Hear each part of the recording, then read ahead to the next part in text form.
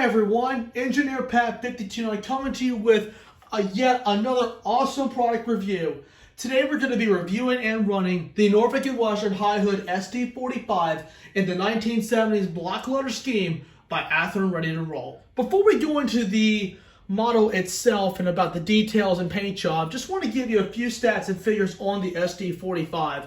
The SD45 it was a 6-axle diesel electric locomotive that was produced by General Motors Electromotive Division between 1965 and 1971. It had an EMD 645E3 20-cylinder engine generating 3,600 horsepower. It was built on the same frame as the SD38, SD39, SD40, and SDP40.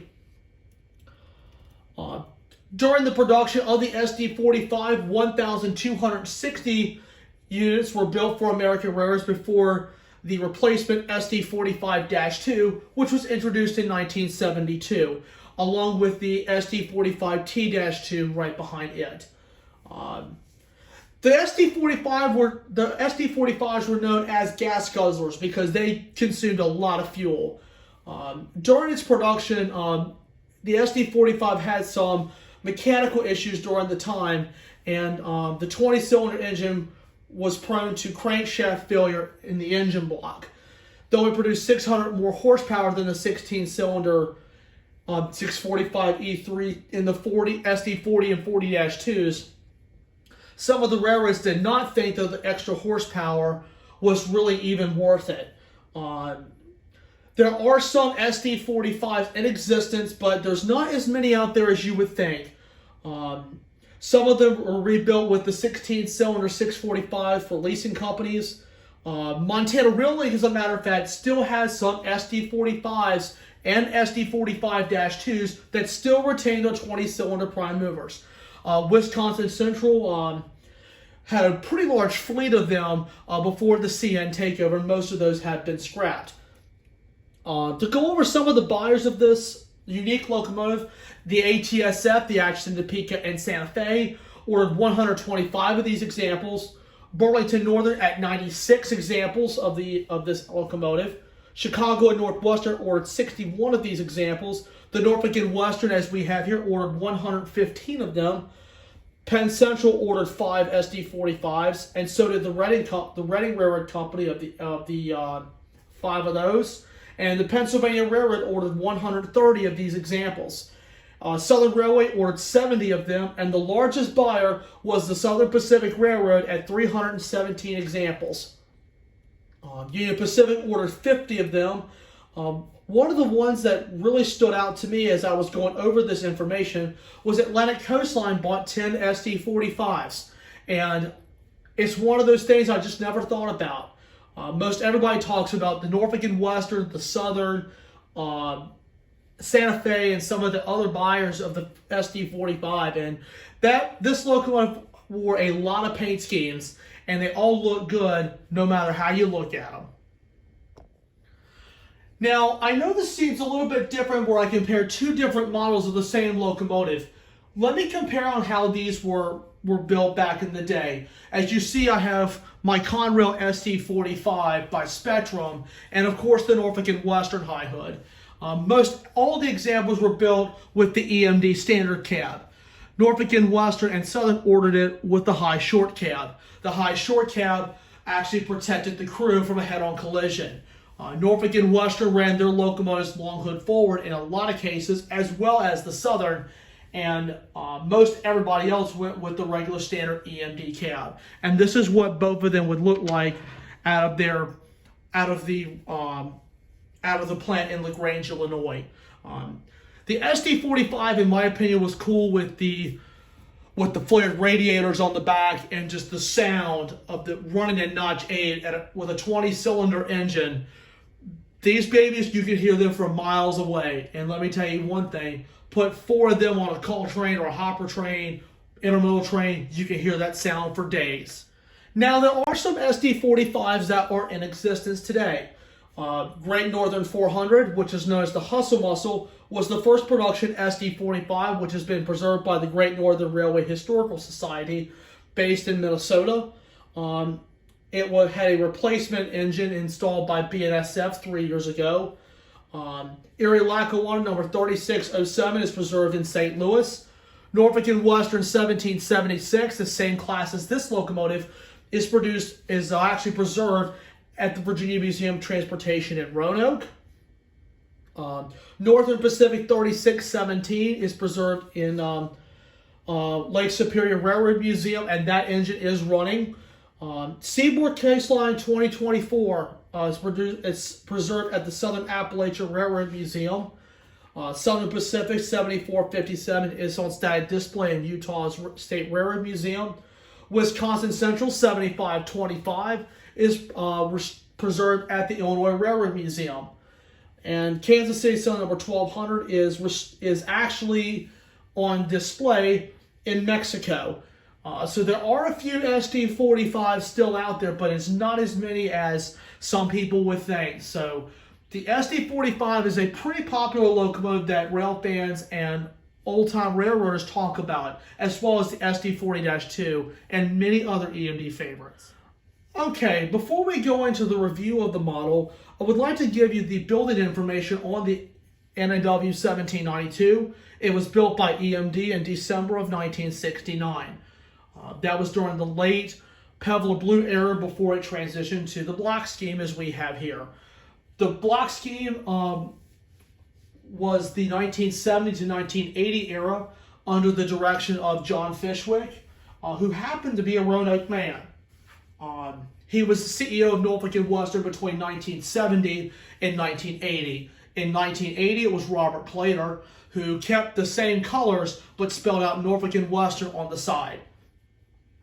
And Robert Plater was the first CEO of the Norfolk Southern system. So now, since we've talked a little bit about 1792's building history and the paint schemes it wore, let's talk about Athearn's rendition of this beautiful, handsome model. It's simple, basic construction of the locomotive. As you can see here, we have a plastic body with some beautifully die-cast trucks, as you see here, and also under a stamped steel frame. The paint job on this engine is awesome. There's no bleeding of colors or anything. Athearn absolutely nailed the paint job. Next thing I'm going to do is I'm going to shine a light right here, and I'm going to pick the engine up slightly where you can see this detail on these trucks. Athearn did a wonderful job on this. As you can see, all sorts of separately applied details all around the trucks. Look very, very nice. As you can also see, we have an EMD builder's plate, and these windows actually open and close, which I think is a really nice touch. We even have the some placards all over the engine compartment. The fuel tank is busy with some separately painted items, which I really like. As you can see, F, meaning forward, is pointing this way. So the back acted as the front, and as I explained earlier, the high short hood cab protected the crew from a head-on collision. It would damage the back of the engine, not the front of the engine, and save the crew's lives. As you can see, the doors around the engine compartment look outstanding. There's a lot of detail molded into the plastic. Even the separately applied handbrake is on there as well. And as we spin to the engine, which is technically the back, but the front in this case, very busy around here with some separately applied grab irons all over the place. And I'll use the light to point them out. We also have a little separately applied molded in chain, even some molded details into the plastic. And we also have a beautiful backup light as well. Coming up to the top, we even have an antenna, RS5T horn, and some separately applied fan blades as well. Even look at these little rivets all into the plastic. Very, very nice touch by Athearn. And as we come to the conductor side of the locomotive, it's basically the same thing. All sorts of detail going on all over the trucks. All over the trucks. And as we come to the front of the engine, we have the nice NW stamped on the side, on the front that is. And we even have some separately applied molded in details all in the plastic, and even some grab irons. And even the bell is mounted in the correct position for a Norfolk and Western engine. It's mounted right above the headlight there, and I think it's a very nice touch. It's a wonderful touch when Athearn and Atlas go back to the blueprints on these engines and they make them really realistic. So I applaud Athearn for doing that all the time. Another thing that I will point out, handrails are nicely done. It's yellow on both the front and the back to provide some visibility for the crew when they need to get up on the certain area of the locomotive. But very handsome model overall. All right, so the last thing that we're going to do before we start this thing up is BFOTE, best feature of the engine. This engine does not have sound, but it is DCC equipped. I got that the day I purchased it. I just have to say it's the paint job in this case. I've always been a fan of the N&W's block letters. Do not ask me why, but it's just been one of those paint schemes that has always appealed to me. I have to say the detail and the paint job are the BFOTEs for this go round, and also Athearn's quality for motors has always been great. They're really good pullers. I've never had a problem with an Athearn motor ever, which is pretty good. So seeing this baby pull some cars around the layout is really awesome looking, and just can't wait for you guys to see it pull around the layout.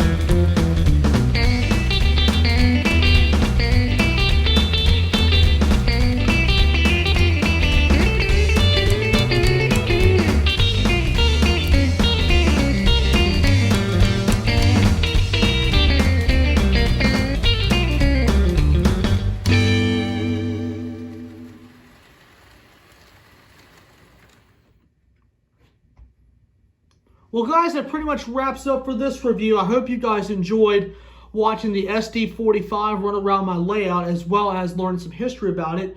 I'm going to throw in some bonus footage this time of the 1629 with the 1792. I was able to get them lashed up together since they have similar drives, and both of them have DCC. The 1629 will lead the 1792. It will be a lash up from the 70s, guys. So definitely want to check out the bonus footage right after this part. So, yes, glad to see we have some EMD from the replica of the 1970s from this era. It's my favorite era of Norfolk and Western. I've always loved seeing photos of the Norfolk and Western back in the 70s. So you're definitely going to be seeing what one of these concepts looked like back in the 70s, which I'm very proud to see. So anyway, guys, we're going to roll some bonus footage of both the engines working together. 1620 will be long hood forward, and the 1792 will be cab forward. So it is with that, I hope you guys enjoyed, and I'd like to thank you all so much for watching.